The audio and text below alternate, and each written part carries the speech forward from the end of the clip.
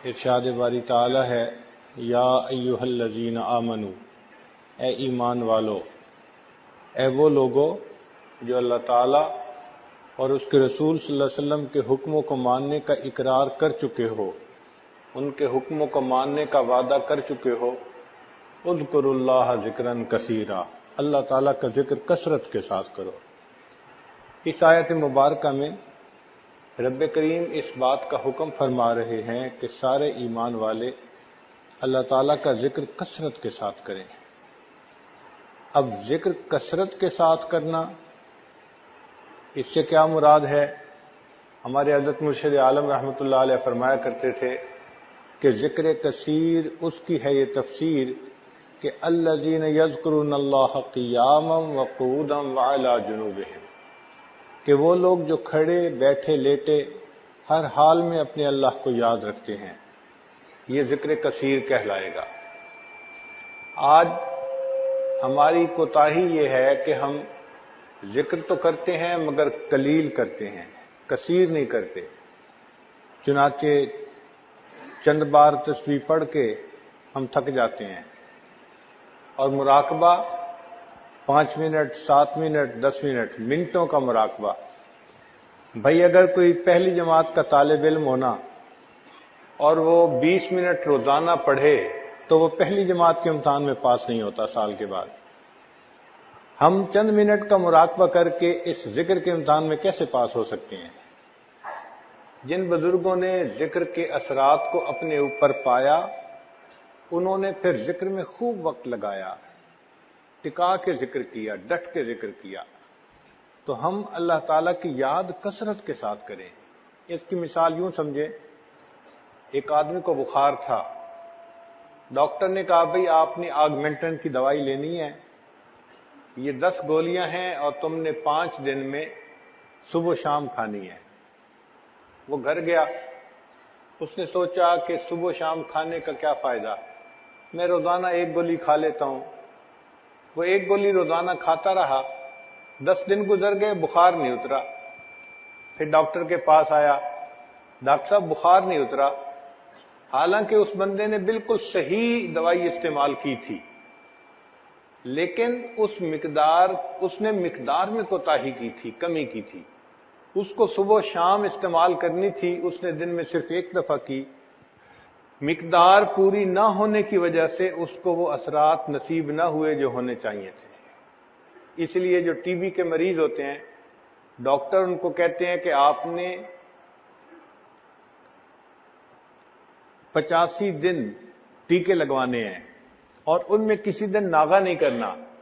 عجیب بات ہے کہ 1 دن ناغہ ہو جائے تو پھر وہ نئے سرے سے شروع کر دیتے ہیں۔ اگر جسمانی علاج میں 1 دن ناغہ ہو جائے تو پہلے کے اثرات ختم ہو جاتے ہیں، تو روحانی امراض دور کرنے کے لیے بھی معمولات کی پابندی ضروری ہوتی ہے، اور اس کی بھی مقدار کثرت کے ساتھ ہوگی تو ضروری ہوگی۔ اس کی مثال یوں سمجھ لیں کہ جیسے جسم کے اوپر مٹی لگی ہوئی ہے، اب اس کا علاج تو یہ ہے کہ پانی خوب بہایا جائے تاکہ جسم پاک صاف ہو جائے۔ ایک آدمی پانی میں ہاتھ گیلا کر لیتا ہے اور اپنے سارے جسم کو وہ مسح کر لیتا ہے، تو کیا اس کی وہ مٹی اتر جائے گی یا اس کے اوپر سے بدبو ختم ہو جائے گی؟ ایسا ہرگز نہیں ہوگا۔ اگرچہ وہ پانی استعمال کر رہا ہے مگر پانی کم استعمال ہو رہا ہے، پانی بہانے کی ضرورت ہے، تب یہ مٹی دور ہوگی۔ اسی طرح ہم اگر چاہیں کہ دل کی میل دور ہو تو ذکر اتنا کرنا ہوگا کہ وہ ذکر کی میل آنے والی رحمت سے بہہ جائے، ختم ہو جائے۔ چنانچہ حضرت شاہ ولی اللہ محمد دہلوی رحمۃ اللہ علیہ نے لکھا ہے کہ جب کوئی زمین ناپاک ہو جائے، اس کے پاک ہونے کے 2 طریقے ہوتے ہیں۔ ایک طریقہ تو یہ ہوتا ہے کہ بارش اتنی برسے کہ اس گندگی کو بہا کے لے جائے اور گندگی کا نام و نشان نہ رہے باقی۔ جب زمین خشک ہوگی تو پاک کا فتویٰ دیں گے کہ یہ زمین پاک ہے، اگرچہ پہلے اس کے اوپر گندگی پڑی تھی، اب اس کو پاک کہہ دیا جائے گا۔ اور دوسرا طریقہ یہ ہے کہ سورج اتنا چمکے کہ وہ جو نجاست ہے اس کو بالکل جلا کے رکھ دے اور اس کا نام و نشان ختم ہو جائے۔ اگر خشک زمین ہو اور اس کے اوپر کوئی بو نہ ہو، کوئی ایسا رنگ نظر نہ آئے، تو پھر بھی فقہا کہتے ہیں کہ اس کے اوپر آدمی نماز پڑھ سکتا ہے، زمین پاک ہوتی ہے۔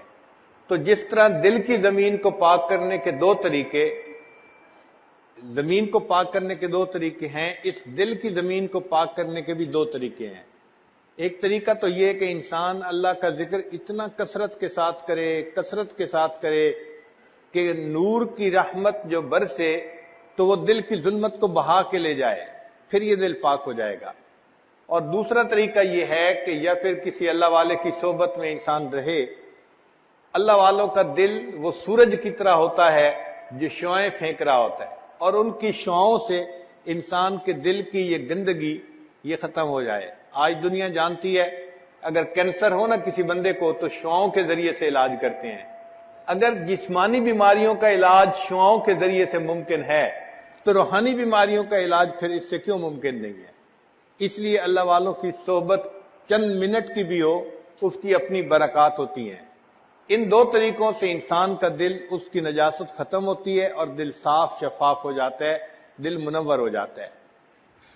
اکثر سالکین کو یہ دیکھا کہ وہ اذکار کرتے تو ہیں مگر کم کرتے ہیں، زیادہ ذکر نہیں کرتے، اور اس کوتاہی کی وجہ سے پھر کئی سال لگے رہتے ہیں مگر مقصود حاصل نہیں ہوتا۔ مقصود حاصل تو تب ہوگا کہ جب مقدار پوری ہوگی۔ اب 5 منٹ کا مراقبہ کبھی کیا کبھی نہ کیا، اور جی حضرت تسبیحات تو ہو جاتی ہیں، مراقبہ نہیں ہوتا۔ بھئی تسبیحات تو وٹامن کی مانند تھیں۔ جب آدمی بیمار ہوتا ہے نا تو ڈاکٹر اس کو 2 طرح کی دوائی دیتا ہے، ایک اینٹی بائیوٹک دیتا ہے کہ جس سے اس کا بخار اترے، اور دوسرا وٹامن وغیرہ دیتا ہے تاکہ اس بندے کے کمزوری جو ہے وہ ختم ہو جائے، یا درد کی دوائی دیتا ہے تاکہ درد نہ محسوس ہو۔ اب ایک بندہ درد کی دوائی بھی کھا لے، وٹامن بھی کھا لے اور اینٹی بائیوٹک نہ کھائے، اس کی تو بخار کبھی نہیں اتر سکتا۔ اسی طرح ہم اگر تسبیحات کر لیں گے، چاہے درود شریف کی ہیں یا استغفار کی ہیں، اور مراقبہ نہیں کریں گے تو دل کی کیفیت نہیں سنورے گی۔ ان تسبیحات سے یقیناً ثواب ملتا ہے، یہ بڑے عظیم اعمال ہیں، درود شریف پڑھنا یا استغفار پڑھنا، لیکن دل کی صفائی کا تعلق ذکر کے ساتھ ہے۔ سیدنا صدیق اکبر اللہ عنہ نے فرمایا لِكُلِّ شَيْءٍ ثَقَالَةٌ وَثَقَالَةُ الْقُلُوبِ ذِكْرُ اللَّهِ، ہر چیز کے لیے ایک پالش ہوتی ہے، اور دلوں کی پالش اللہ کی یاد ہے۔ تو جو انسان اللہ کا ذکر کثرت سے کرے گا تب اس کا دل منور ہوگا، دل اس کا صاف ہوگا۔ تو اس کے لیے ہمیں ذکر کثیر کرنے کی ضرورت ہے، تب جا کے یہ دل کی ظلمت دور ہوگی۔ ہم نے دیکھا ہے کہ اگر کسی لوہے کے ٹکڑے پر زنگ زیادہ لگا ہوا ہو نا تو پھر اس کے اوپر ریگ مال بھی خوب لگانا پڑتا ہے۔ ایک آدھ دفعہ ریگ مال پھیرنے سے وہ ٹھیک نہیں ہوتا۔ انسان کا دل بھی اسی طرح گناہوں کی وجہ سے سیاہ ہو جاتا ہے، زنگ آلود ہوتا ہے۔ اللہ تعالیٰ ارشاد فرماتے ہیں کلا بل ران علی قلوبہم ما کانوا یکسبون، کیوں نہیں، ان کی بدعمالیوں کی وجہ سے ان کے دلوں پر زنگ لگا دیا گیا۔ تو گناہوں کی وجہ سے دلوں پہ زنگ لگ جاتا ہے، اور یہ زنگ اگر زیادہ ہو جائے تو اس کے لیے پھر محنت بھی زیادہ کرنی پڑتی ہے، ریگ مال بھی خوب لگانا پڑتا ہے۔ عورتیں اچھی طرح جانتی ہیں جو برتن زیادہ میلا ہو وہ ایک دفعہ پانی میں دھونے سے صاف نہیں ہوتا، اس کو 2 3 دفعہ دھونا پڑتا ہے، بلکہ اس کو مانجنا پڑتا ہے اچھی طرح، تب جا کے برتن صاف ہوتا ہے۔ اسی طرح دل کے برتن کو بھی اگر ہم صاف کرنا چاہتے ہیں تو ہمیں محنت کرنی پڑے گی۔ دل ہم داغ داغ شو پمبا کجا کجا نے ہم، یہ دل تو سارا داغ ہی داغ بن گیا، اس پر مرہم کہاں کہاں ہم رکھیں۔ ویسے انسان سوچتا ہے کہ جی میرا دل تو بالکل ٹھیک ہے، لیکن جب اس کو صاف کرنے لگتا ہے نا سمجھ تب لگتی ہے کہ یہ کتنا مشکل کام ہے۔ مصحفی ہم تو سمجھتے کہ ہوگا کوئی زخم، مصحفی ہم تو سمجھتے تھے کہ ہوگا کوئی زخم، تیرے دل میں تو بہت کام رفو کا نکلا۔ یہ تو جب کریں گے تب پتہ چلے گا کہ دل میں کتنے داغ لگے ہیں اور کتنی جگہوں پہ زخم لگے ہیں۔ اب ان کو سینے کی اور صاف کرنے کی ضرورت ہے۔ تو ذکر کی کثرت نہ ہونا ہماری رکاوٹ بنیادی ہوتی ہے. یعنی اکثر سالکین میں جو چیز کمی نظر آتی ہے نا، تعلق بھی رکھتے ہیں، عقائد بھی ٹھیک ہوتے ہیں، آتے جاتے بھی ہیں، مگر معمولات پابندی سے نہیں کرتے ہیں تو تھوڑا کرتے ہیں، اور اس کوتاہی کی وجہ سے دل صاف نہیں ہوتا. وہ جو اللہ تعالیٰ کی محبت کی شمع جلتی ہے دل میں، وہ نہیں جل پاتی.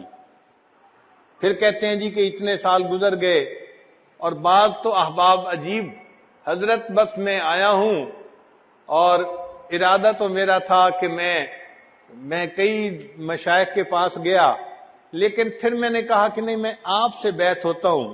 یعنی احسان بھی چڑھاتے ہیں کہ میں نے اوروں سے بیعت ہونے کے بجائے آپ سے بیعت کی ہے. تو حضرت بس میں آپ کے پاس آیا ہوں، آپ کا دامن پکڑا ہے، بس ہم سے تو کچھ ہوتا نہیں، آپ ہی نے کچھ کرنا ہے. اور کئی دفعہ آئیں گے اور کہیں گے کہ حضرت بس میں کیا کروں، میں تو کمزور ہوں، مجھ سے تو کچھ نہیں ہونا، اور معاملات بھی نہیں ہوتے، بس آپ کوئی دعا کر دیجئے، کوئی توجہ کر دیجئے تاکہ میرا کام بن جائے. یعنی شروع سے ہی نیت لے کے آتے ہیں کہ ہم نے کچھ نہیں کرنا، جو کرنا ہے آپ نے کرنا ہے. اور بعض اوقات آ کے کہتے ہیں حضرت وہ بیوی بھی نہیں مانتی، اس کے لیے بھی کوئی تعویذ دے دے تاکہ وہ فرما بردار ہو جائے، اور ذکر اذکار کے لیے فرصت نہیں ملتی، بس آپ ہی نے کچھ کرنا ہے، حضرت کچھ توجہ کر دیجئے. یعنی شیخ کے ذمہ کام لگاتے ہیں کہ آپ ہی کریں جو کرنا ہے. اور بعض اوقات تو آتے ہیں اور ملتے ہیں اور پہلے ہی کہہ دیتے ہیں کہ حضرت ویسے مجھے جلدی واپس بھی جانا ہے، لیکن میں نے کہا نہیں، میں مل کے آتا ہوں تو اس لیے ٹائم میرے پاس کم ہے، بس آپ ہی کوئی توجہ کر دیں اور مجھے جلدی واپس جانا ہے. اب اگر محنت کرنے والوں کا یہ حال ہو کہ جلدی واپس جانا ہے تو بتائیں پھر دل کی صفائی کیسے ہوگی؟ اصل وجہ یہ ہے کہ ہم اس کی بیماریوں کو صحیح بیماری ہی نہیں سمجھتے، اس کے گھمبیر پن کا بھی ہمیں اندازہ نہیں ہوتا کہ یہ کتنی بری بیماری ہے، مہلک بیماری ہے، اور ہمیں اس سے نجات پا کے رہنا ہے. تو ذکر کی کثرت کریں گے تو دل منور ہوگا اور اللہ تعالیٰ دل کو نرم کر دیں گے. ذکر کے اندر یہ خوبی ہے کہ یہ انسان کے دل سے دنیا کی محبت کو نکال دیتا ہے. جتنا ذکر زیادہ کریں گے اتنا ذات کی محبت زیادہ آئے گی. یہ اصول یاد رکھیں کہ ذکر سے ذات کی محبت پیدا ہوتی ہے. آپ کسی چیز کا زیادہ ذکر شروع کر دیں، آپ کے دل میں اس کی محبت آنی شروع ہو جائے گی. ابھی آپ بیٹھے ہیں، آپ کے سامنے آئس کریم کا تذکرہ شروع کر دیں، ونیلا فلیور ایسی ہوتی ہے، فلاں ایسی، تو تھوڑی دیر کے بعد بہت سارے نوجوانوں کا دل چاہے گا کہ ہم یہ فلیور کی آئس کریم کھا ہی لیتے. تو تذکرے سے محبت آتی ہے. یہ شریعت کا حسن ہے. اس لیے شریعت نے کہا کہ کوئی عورت اپنے میاں کے سامنے کسی غیر عورت کا تذکرہ مت کرے. کیوں؟ کہ تذکرہ کرنے سے دل کے اندر تعلق جڑ جاتا ہے. یہ حسن ہے شریعت کا. تو ہم اللہ تعالیٰ کا ذکر کثرت کے ساتھ کریں گے، اس کا نتیجہ یہ ہوگا کہ ہمارے دلوں میں اللہ تعالیٰ کی محبت آئے گی اور دل ہمارا اللہ تعالیٰ کی محبت سے بھر جائے گا. چنانچہ حضرت اقدس تھانوی رحمۃ اللہ علیہ نے ایک عجیب تمثیل لکھی ہے. ملکہ بلقیس کے بارے میں قرآن پاک میں آیت ہے کہ اس نے اپنے امراء سے جب مشورہ کیا تھا کہ بھئی سلیمان علیہ السلام کا خط آیا ہے تو اب اس کے جواب میں کیا کروں، تو سب نے کہا تھا کہ جو آپ قدم اٹھائیں گی ہم آپ کے ساتھ ہوں گے. وہ سمجھدار تھی، اس نے کہا ان الملوک اذا دخلوا قریۃ، کہ جب بادشاہ کسی قریہ میں بستی میں داخل ہوتے ہیں، افسدوہا، وہ اس میں فساد مچا دیتے ہیں، وجعلوا اعزت اہلھا اذلہ، اور دنیا اور جو لوگ اس کے اندر معزز ہوتے ہیں ان کو ذلیل کر کے نکال دیتے ہیں. یہ تو ظاہری معنی ہیں اس آیت کے. تو حضرت اقدس تھانوی رحمۃ اللہ فرماتے ہیں کہ یہ ایک عجیب تمثیل ہے.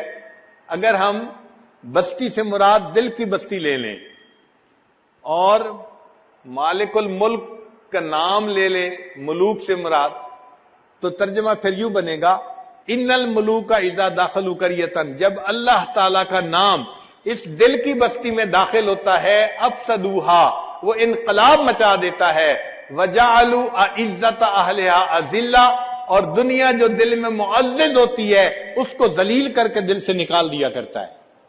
تو اللہ تعالیٰ کا نام انسان کے دل سے دنیا کی محبت کو مٹا دیتا ہے اور اللہ تعالیٰ کی محبت سے دل کو بھر دیتا ہے.